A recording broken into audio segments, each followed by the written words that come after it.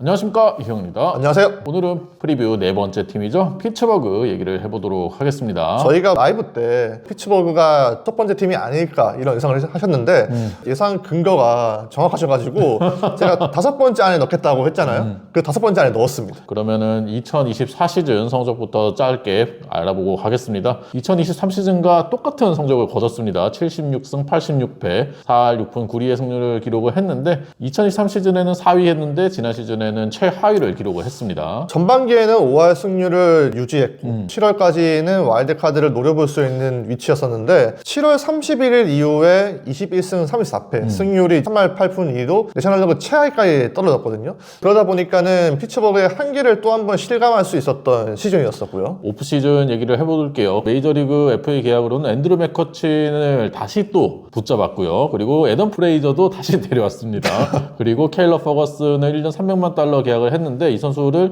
불펜 투수가 아니라 선발 전환을 하겠다라는 얘기를 하더라고요. 그리고 팀 메이저를 데려왔고 토미 팸을 1년 400만 달러로 데려왔습니다. 트레이드 통해서 스펜서 호리츠와 스트렐레키 또 엠마뉴엘 발데스를 영입을 했고 마이너 계약을 찾아봤는데 이형님한테 제가 했던 얘기가 있었죠. 피츠버그다운 영입이 많았다. 요한 라미레스, 테너 레이니, 닉 솔라, 카슨 풀머, 버치 스미스, DJ 스튜어트 등을 데리고 왔습니다. 그리고 팀을 빠져나간 선수로는 야스마니 그랜달, 아로디스 체프먼, 라이언 보르키, 제일런 빅스, 마르코 곤잘레스, 브라이언 델라크루즈, 코너조, 헌터 스트래튼이 이제 계약 종료로 팀을 빠져나갔고요. 루이스 오티스가 트레이드를 통해서 팀을 빠져나가게 됐습니다. 스토브리그 등급 한번 매겨볼까요? 저는 더 박하게 좋습니다. D 좋습니다. 진짜 사람이 너무하네. 진짜. 타선의 보강도 좀 미흡했다라고 생각을 해요. 토미팸을 데려오면서 외야를 보강했다라고는 얘기를 하지만 토미팸은 지난 시즌에 OPS가 0.7도 안 될 정도로 성적이 급추락한 선수이기 때문에 이게 정말 타선에 보강이 됐나 의문이 들고요. 거기다가 뭐 앤드루 맥커친, 애덤 프레이저, 과거 이제 피츠버그의 영광을 함께했던 선수들을 다시 데려오면서 뭔가 좀 세대 교체를 막는 듯한 느낌도 또 받았거든요. 그리고 아나바다 같았어요? 그리고 케일러 퍼거슨과 팀 메이저 데려왔는데 케일러 퍼거슨이 선발로 전환을 한다라고 얘기를 하는 거 보니까 불펜 투수 보강에도 좀 미흡하다라고 생각을 해서 지금까지 등급 중 가장 낮은 등급인 D를 줬습니다. 저는 긍정적인 부분부터 봅니다. 호리츠 데려오면서 일루 해결한 부분은 나쁘지 않았어요. 그쵸. 네, 맥커친 또 팀의 상징인 동시에 지난해 20개 홈런을 쳤던 타자잖아요. 피니시 파크에서 우타자가 20개 홈런을 치기가 굉장히 어려운데 실제로 피츠버그 우타자가 20개 홈런 시즌을 만들어낸 게 5년 전에 스탈링 마르테 이후 맥커친이 지난해 처음이더라고요. 여기에 또 국제 아마추어 계약으로 2연승을 데리고 왔습니다. 아, 그쵸. 플러스 윈이잖아요. 근데 그렇다고 해도 이게 완성되어가는 선발진에 비해서 다른 곳의 밸런스가 너무 맞지 않았어요. 또 과감하게 추진했던 제로 존스 트레이드도 결국에는 이제 어색함만 남긴 그런 결과를 낳았기 때문에 저는 역시 지금까지 제일 낮은 C등급을 줬습니다.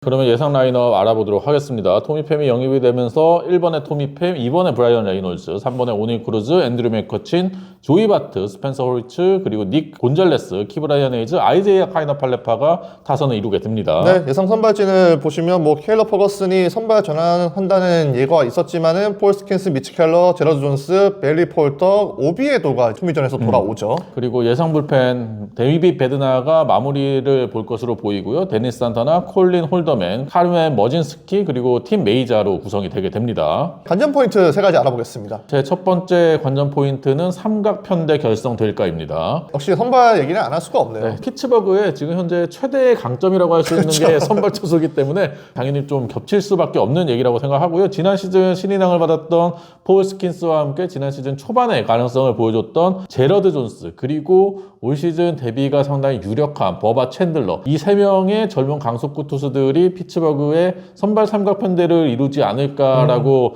생각을 하는데 세 선수 모두 90마일 후반대 100마일을 찍을 수 있는 강력한 구위를 가지고 있는 선수들 아니겠습니까? 거기다가 스킨스는 스플링커, 그리고 제러드 존스는 슬라이더, 버바 챈들러는 체인지업을 던지면서 변화구 주무기도 각자 다르거든요. 그런 면에 있어서 선발진의 3명이 함께 떴을 때 시너지 효과를 좀 더 낼 수 있다라고 생각을 하고요. 물론 버바 챈들러가 올 시즌 초반부터 합류할 수 있을지의 여부는 시범 경기 성적에 따라서 달라지겠지만 그래도 지난 시즌 트리플 A까지 뛰면서 가능성을 충분히 보여줬고 피츠버그도 지난 시즌 폴 스킨스를 개막전 로스터에 합류시키지 않으면서 드래프트 지명권을 받지를 못했잖아요. 그런 점을 생각했을 때 이제 시범 경기 성적만 괜찮으면 충분히 개막전 로스터에 합류가 될 것으로 예상을 하거든요. 그렇기 때문에 이 3명의 선수가 선발 로테이션을 꾸준히 돌면서 성적을 내준다면 미래뿐 아니라 2025 시즌 역시도 피츠버그의 선발진은 상당히 좋게 돌아갈 수 있다라고 생각해서 삼각편대 결성될까를 관전 포인트 뽑아왔습니다. 저도 첫 번째 관전 포인트가 선발진 관리예요.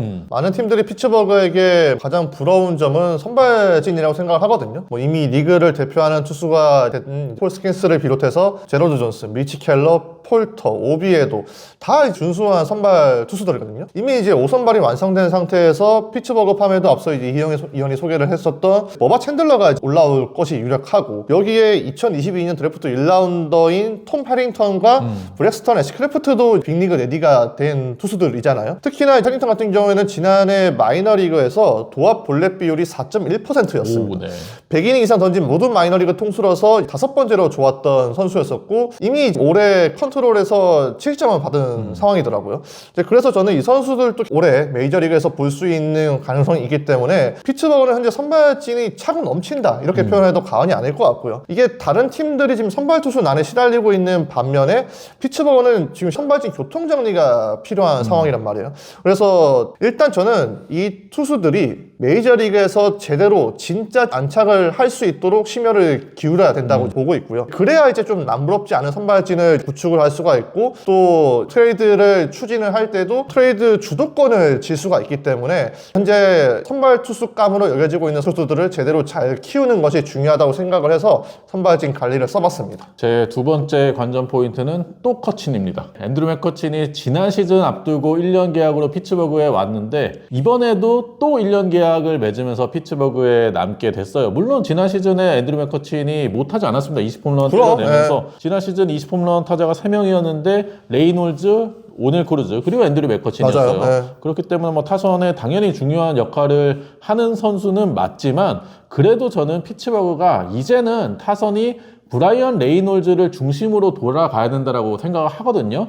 근데 앤드류 맥커친이 그러한 세대 교체를 좀 막고 있다라는 생각을 해봅니다. 거기다가 이번에 애덤 프레이저까지 데리고 오면서 뭔가 좀 세대 교체보다는 과거의 향수에 돌아가는 느낌을 그쵸, 좀 네. 많이 받게 되는 피츠버그거든요. 물론 벤 셔링턴도 할 말은 있습니다. 피츠버그에서 계속해서 기대하고 있는 타자 유망주들이 지금 전혀 성적을 내주지 못하고 있다 보니까 당연히 이제 베테랑들의 힘을 빌릴 수 없다라는 거는 이해는 하지만, 그래도 피츠버그가 아직 포스트 시즌을 노리는 그런 급한 상황은 아니잖아요. 그렇기 때문에 이 젊은 선수들에게 좀 더 기회를 주면서 가도 나쁘지 않을 거다라고 생각하는데, 계속해서 앤드루 맥커친이나 애덤 프레이저 같은 선수들이 또 오는 거에 대해서는 의문이 있어서 또 커친이라는 이제 관전 포인트를 뽑아왔어요. 말씀처럼 선발진은 지금 앞을 보고 향해 가고 있는 상황인데, 야수 쪽에는 뒤를 보고 해서 지나가는 선수들에게 의존을 하고 있는 상황이라서 이게 참 배지한 선수가 좀 잘했어요. 그렇죠. 갑자기 더 생각이 납니다.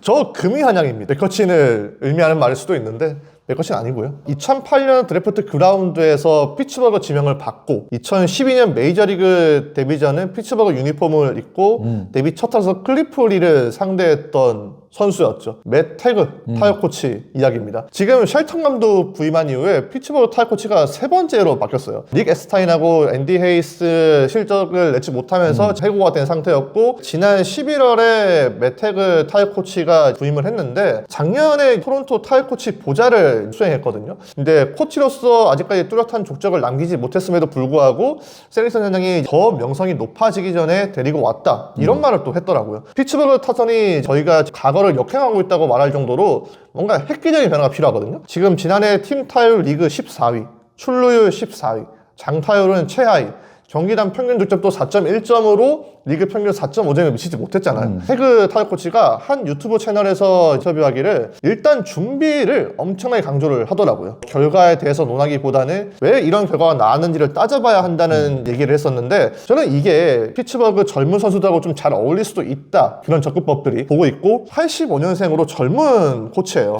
저랑 동갑이네요. 네. 그래서 이제 젊은 선수들하고 공감대를 좀 잘 형성을 할 수도 있을 것 같고, 또 토론토에서 이번에 넘어온 이제 호르이츠가 물론 뭐 이제 클리브랜드에서 넘어왔지만 토론토 마이너 시절 때 가장 의지했던 지도자가 해그 코치였대요. 그래서 저는 이 선수를 피츠버그의 새로운 무기로 해그 코치가 키울 수 있을지 좀 궁금해서 두 번째 관전 포인트로 설정을 해봤습니다. 제 마지막 관전 포인트는 안방 경제입니다. 앞서 선발진 관리, 교통정리가 필요하다라는 얘기를 해주셨는데 안방도 피츠버그가 꽤 경쟁력이 있는 포지션이라고 생각을 해요. 안방에 후보로 나올 수 있는 선수들이 조이 바트, 그렇죠. 그리고 헨리 데이비스, 앤디 로드리게스, 그리고 제이슨 딜레이도 있는데 조이 바트 2018년 전체 2순위로 샌프란시스코에서는 다소 아쉬운 모습이 있었지만 지난 시즌 피츠버그 와가지고 어느 정도 가능성을 보여줬고 헨리 데이비스 2021년 전체 1순위로 뽑힌 선수죠. 아직까지 메이저리그에서 보여준 모습은 좀 아쉽긴 하지만 지난 시즌 마이너 트리플 A에서 7월과 8월에 어느 정도 다시 좀 반등을 하는 모습을 보여줬습니다. 그리고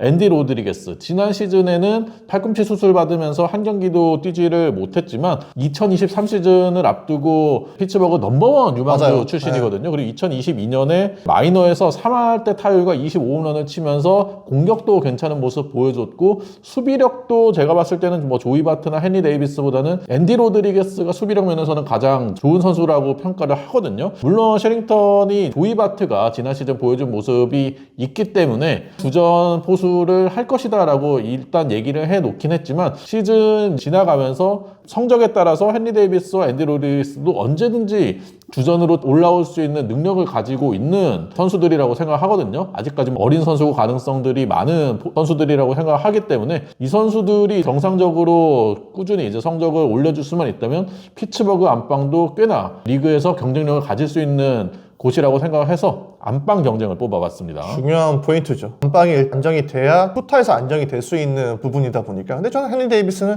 박일호의 조지라고 봅니다. 네, 박일호가 헨리 데이비스를 드래프트 예상 1순위를 지목한 것부터가 뭔가 좀 꼬이지 않았나. 네. 저는 세 번째 관전 포인트는 뒷심입니다. 피츠버그가 지난 몇 년 동안 시즌을 복귀를 해보면 초반까지는 잘 버티는데 7, 8월이 오면 꺾입니다. 그렇죠. 2022년에도 7월에 9승 17패, 8월에 9승 19패, 2023년에도 7월에 8승 16패, 작년에도 마감 시한에 사실 바이오로 나왔잖아요.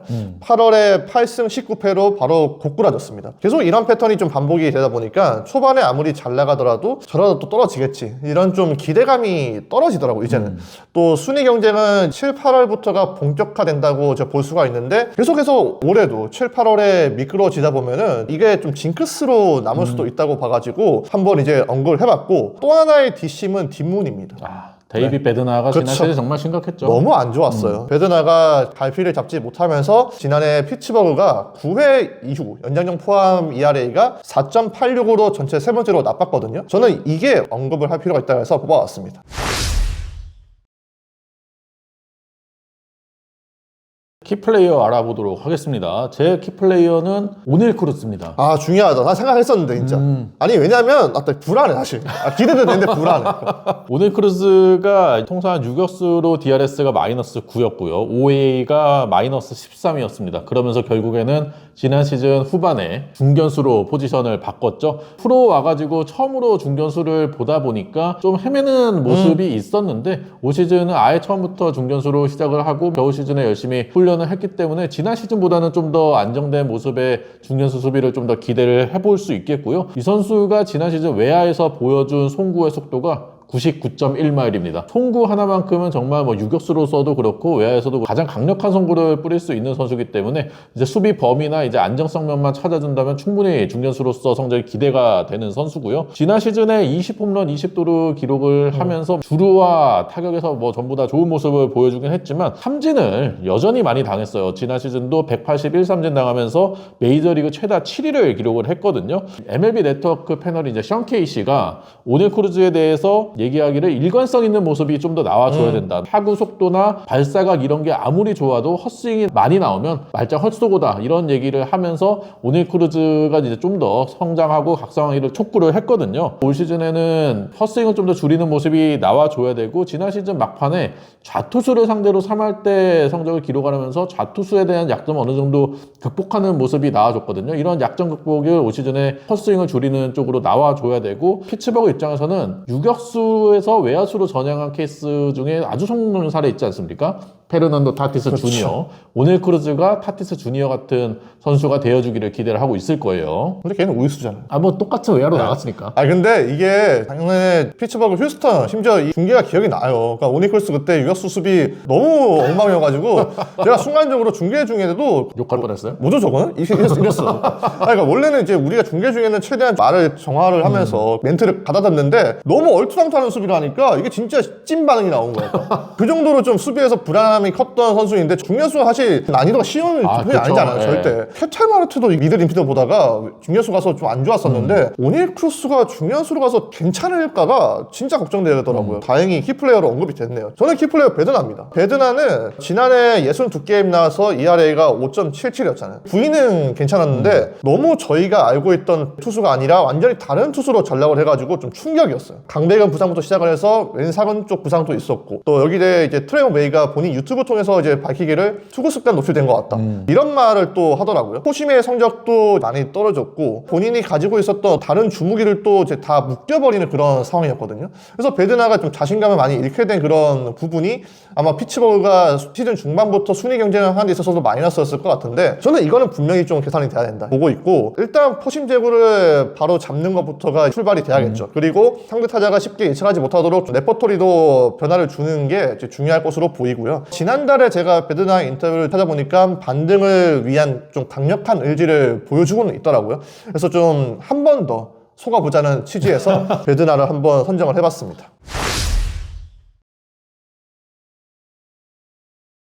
최고 최악 시나리오 알아보도록 하겠습니다. 제 최고의 시나리오는 폴 스킨스 싸이 영상, 버바 챈들러 신인왕 수상입니다. 우와 똑같아요. 아 그래요? 아니 보세요. 근데 그러네. 저는 한 명 더 있습니다. 베드나가 호프먼상입니다. 오, 네. 네. 삼관왕이네요. 네. 그러니까. 피츠버그는 이제 마운드로 승부를 봐야 되는 팀이기 때문에 최고의 시나리오는 아무래도 마운드 쪽에 좀 더 몰릴 수밖에 없었던 것 같아요. 그리고 폴 스킨스가 지난 시즌 신인왕을 받았지만 드래프트권을 못 받았잖아요. 근데 폴 스킨스가 싸이 영상을 타면 받지. 드래프트권을 네. 받습니다. 챈들러가 신인왕을 받고 폴 스킨스가 싸이 영상을 받으면 드래프트권을 두 장이나 또 그렇죠. 투자를 할 수 있는 피츠버그이기 때문에 정말 최고의 시나리오라고 할 수 있겠고요. 저는 최악의 시나리오 먼저 말씀드리면 오닐 크루스가 중견수에서 유격수 수비를 한답니다. 이거 이제 최악이야. 아, 진짜 최악이네. 오닐 크루스가 어쨌든 이 타선에서 써야 되는 선수고 사실 그 정도의 피지컬을 지명타로 쓸 수는 없잖아. 사실 그렇죠. 매직펀치도 있는데. 그러니까 그래서 만약 오닐 크루스가 중견수에서도 헤매면 이건 이제 갈 길을 잃어버리는 거기 때문에 진짜 가장 나쁜 상황이 아닐까 싶어가지고 한번 써봤습니다. 제 최악의 시나리오는 시즌 종료 후에 앤드루 맥커친과 재계약한다입니다. 앤드루 맥커친이 물론 피츠버그의 중요한 선수긴 하지만 또 한 번 잡는 거는 좋지 않다라고 생각을 해서 최악의 시나리오로 뽑아봤습니다. 피츠버그도 이제는 맥커친을 좀 보내주고 새로운 리더가 이제 등장을 해야 되는 시즌이 아닐까 싶네요.